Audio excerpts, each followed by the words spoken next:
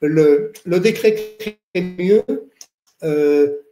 à ma connaissance, je ne suis pas spécialiste de cette période et de ce décret, mais à ma connaissance, c'est surtout à l'initiative de la communauté juive d'Europe, de France en particulier.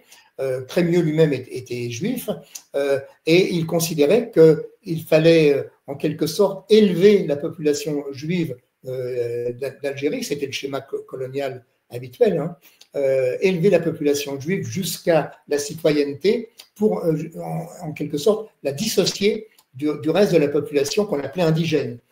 C'est un calcul politique qui a en grande partie réussi, puisque à partir de ce moment-là, effectivement, un certain nombre de juifs qui ont obtenu la citoyenneté française et qui à l'époque étaient dans une situation sociale et familiale qui était très proche des musulmans. Il y avait évidemment des juifs riches comme il y avait des juifs, comme il y avait des musulmans riches, mais la grande majorité de la population juive, c'était plutôt des petits artisans, des petits commerçants, des tailleurs, des gens comme ça. Ces gens-là n'étaient pas ni des exploiteurs, ni des collaborateurs. Mais évidemment, ils ont saisi cette occasion pour s'élever dans l'échelle sociale.